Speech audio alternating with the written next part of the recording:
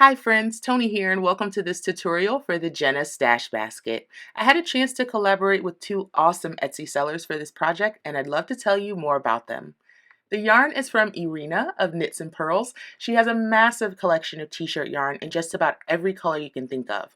I went for a classic fall color for my stash basket, but you can get just about every color in the rainbow from Irina. Her prices are fair and her shipping is fast. Find a link in the description for more info on her shop. I also partnered with Jenna of A Cute Design. Jenna specializes in vintage-inspired crochet accessories, but is dipping her toes into laser cutting. She designed these rectangular basket bottoms for me and just listed a limited quantity in her online shop. They're 1/4 inch thick plywood that can be stained or painted. And if you like this video, I dropped a link to her shop in the description so you can get your very own #YarnLove basket bottom. If you like my videos, please take a moment to hit that like button and subscribe to my channel. I've got even more tutorials and free patterns like this one. You won't want to miss them. Now, let's get to the tutorial. To make the Jenna Stash Basket, you're going to need about 175 yards of t-shirt yarn. That's 2 cakes from Knits and Pearls. You'll also need a basket base from A Cute Design, a 7mm crochet hook, a pair of scissors, and a tapestry needle. To start, we're going to grab one of our yarn cakes and pull from the tail that's on the outside. I like to pull from the outside so my yarn doesn't twist around too much on me. And I'm going to give myself plenty of lead yarn, basically just unspooling it from the cake so it doesn't pull while I'm working on it. I'm going to find the end and now grab my basket base. So what you'll notice about the basket base is that it has 10 holes on the short sides and 27 holes on the long sides. We're going to start working from the top right hand side on the long side and working from right to left. So we're going to grab our yarn, leaving kind of a nice long tail in the back and just kind of create a loop. We're not doing a slip knot here, just looping it right over my finger like this. So what I'm going to do is insert my hook from the front to the back through my wooden bottom and pull that loop up. Now this row can be a little bit fiddly, but I promise you can get through this. I'm going to pull my tail and hold it along the long side of my wood base to work it in as I crochet around. So I'm going to insert into the next hole, yarn over, pull up a loop, there we go, and pull that loop up nice and high so it's perpendicular with your wood base. Yarn over and pull through those 2 loops to complete a single crochet. And we're going to do that in the next hole. So insert, yarn over, pull up the loop, pull that loop up nice and high. Whoop.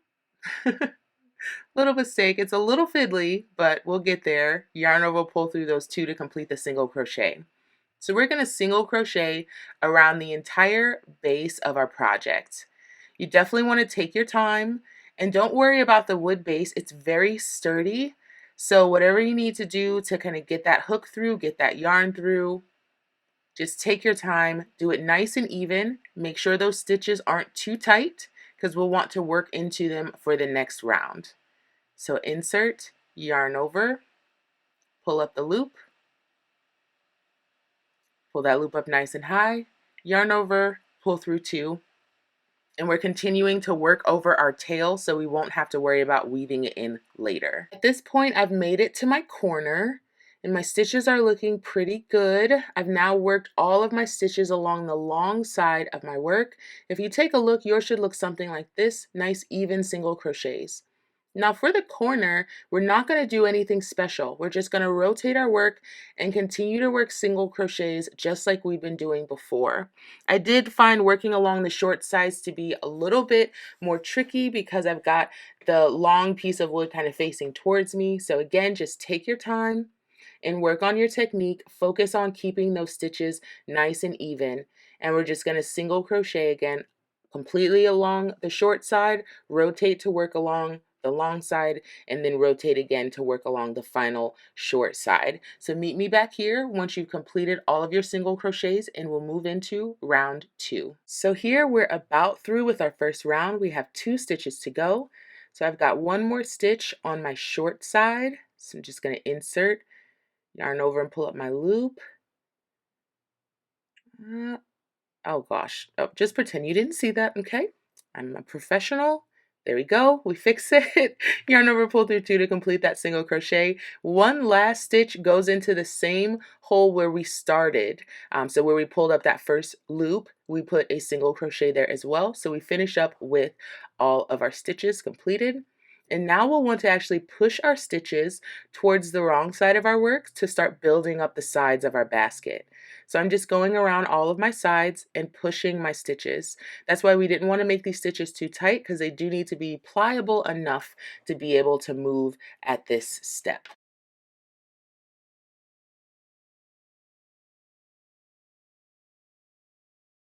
So that is round 1 done. We're ready to move on to round 2. Now we're going to continue and work in a spiral. We are not going to work in joined rounds. So I'm going to insert my hook directly into both loops of my next single crochet, yarn over, pull up the loop, and complete a single crochet there as well. So for this round of stitches, we want to make sure that we're pulling up our loop nice and high after we pull up that loop, just to make sure our stitches start working up as opposed to out. And we're just going to single crochet in each stitch around. Now you can use a stitch marker if you want to, or just keep track by looking at the holes in your basket base, whatever is easiest for you, but you'll just want to place a single crochet in each stitch around. Once you've done that, meet me back here and we can move on to round 3. Just finished my last stitch of round 2 and I'm ready for round 3.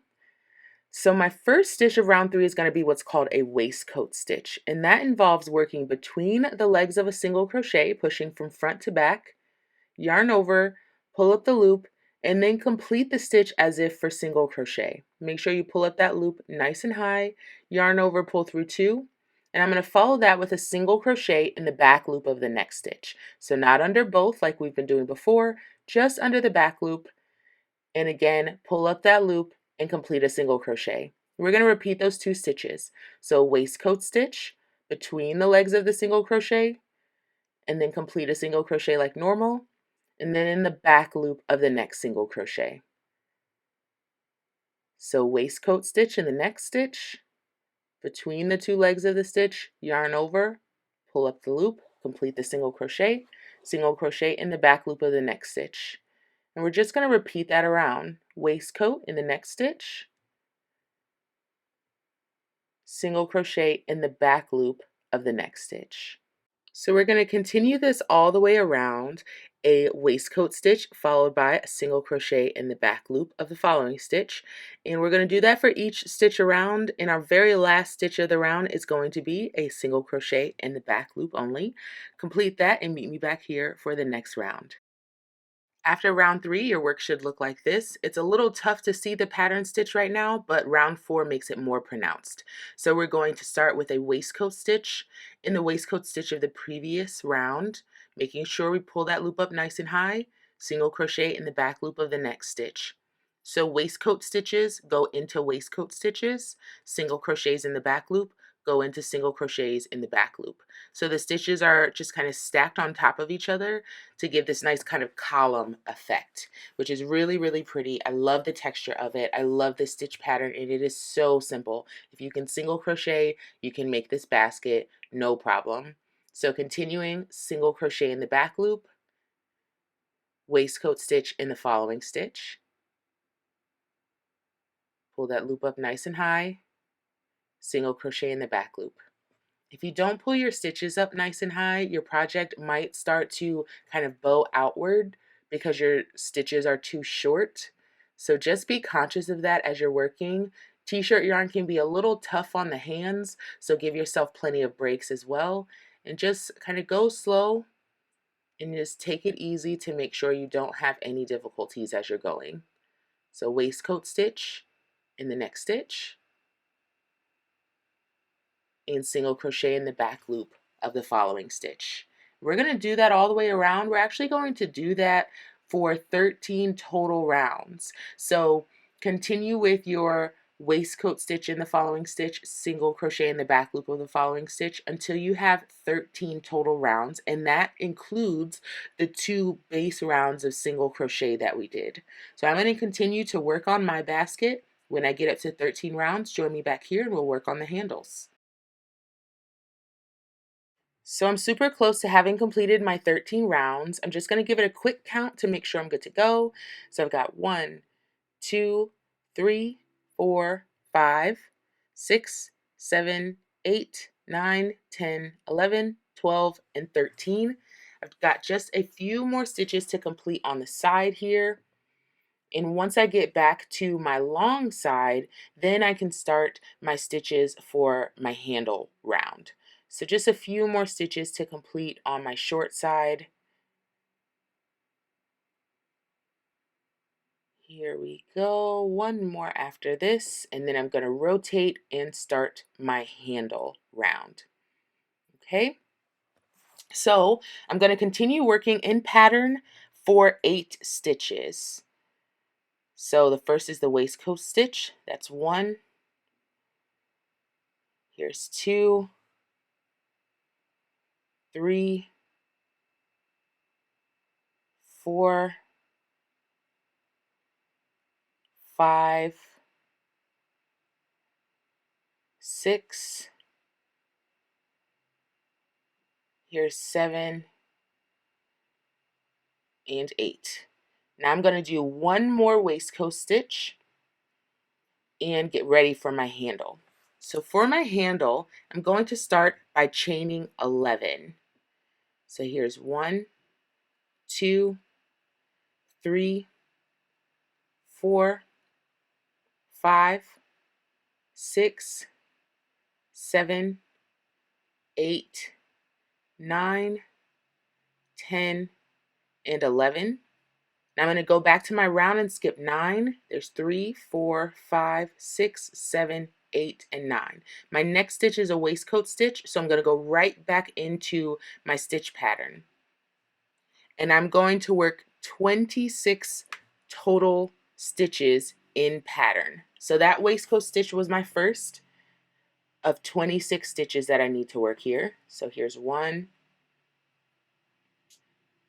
single crochet in the back loop of the next, that's 2, 3, here's 4. I'm going to speed things up a little bit as I work through these 26 stitches.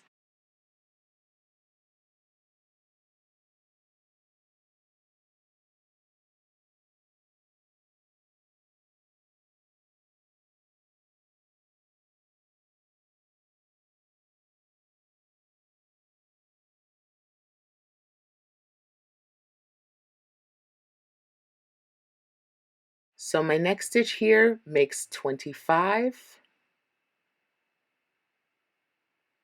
Here we go, and this is 26. And now I need to follow that with one more waistcoat stitch before my chains for my handles. So now we're ready to do our handles, and we're going to chain 11.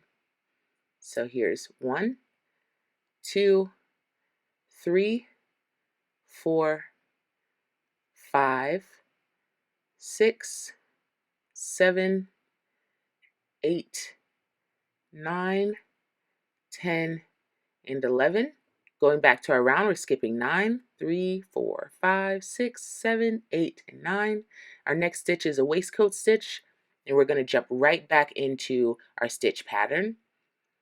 And we're just going to do that through the end of the round. If you were working with a stitch marker, you'll be able to easily see the end of your round. I personally didn't use a stitch marker. I just kind of counted up the rows from my basket base. So just continue working in your stitch pattern to the end of this round and meet me here for the final round of our basket. So I finished my first round of my handles. Now I'm on to the second round, and I'm just going to continue to work in my established stitch pattern until I get to that chain space. So that's going to be 9 stitches from where I am right now until I get to my chain space. So waistcoat stitch in the next stitch, single crochet in the back loop of the following stitch, waistcoat in the next, single crochet in the back loop of the following. Being real conscious to continue pulling up those loops. Can't afford to get lazy now. Here we go. One more stitch here, which is a waistcoat stitch. I'm going right between the legs of those stitches. and pulling up for the single crochet. Now, over my chain space, I'm going to work 15 single crochets around the chain. So I'm not working into the chain, I'm working around the chain. So our chain is only 11 chains long, and we're putting 15 single crochets around that chain. So as you're going, you might need to shift your stitches down, get them nice and tight together so that we can open up our handle, but also make sure it's nice and dense and full of stitches and we can't see our chain around it. So just continue single crocheting around that chain until you have 15 total single crochets there. Keep an eye on your tension just to make sure none of those stitches are too loose. Getting close here. A few more single crochets are going around this chain.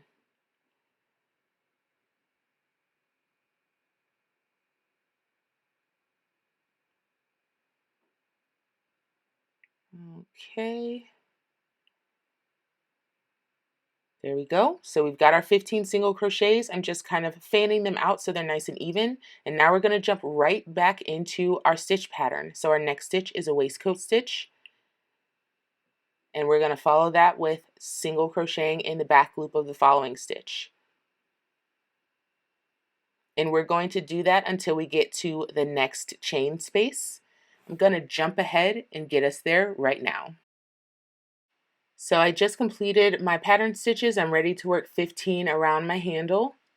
Now before I mentioned how important it was to keep an eye on your tension as you're working these single crochet stitches, one thing that I did was I got a little distracted watching a true crime drama while I was working on this, and my tension got a little bit wonky.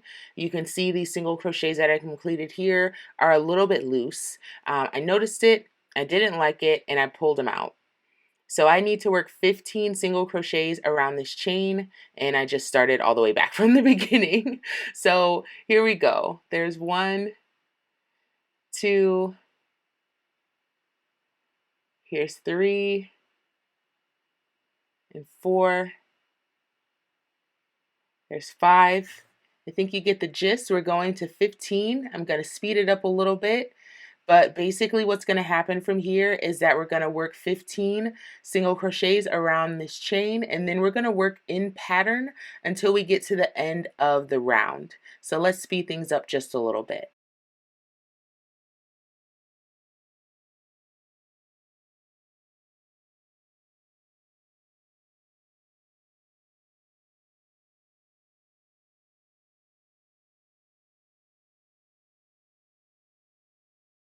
Man, I wish I could crochet that fast in real life. Okay, so we just completed our last stitch. I'm pulling my loop up nice and high. I'm going to cut my yarn and attempt what I like to call just kind of an invisible finish here. So one mistake that I did is I just cut the yarn straight across, and t-shirt yarn is really, really thick, so I had a lot of trouble getting it through my needle.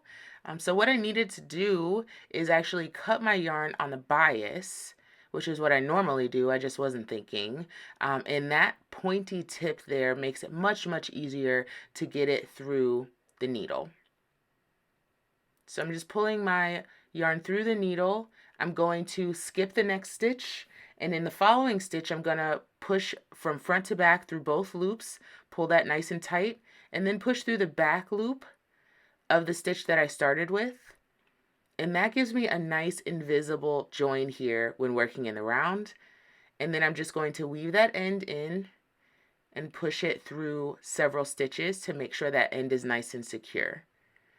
I'm cutting my yarn close to my project. And that's it. My Jenna Stash Basket is all done. I am so happy with this project, and you can fill it with just about anything, but let's be honest, we're all going to fill it with yarn. If you enjoyed this video, please take a moment to like and subscribe, and check my description for links to all of my supplies. Thanks for watching, and I'll see you next time.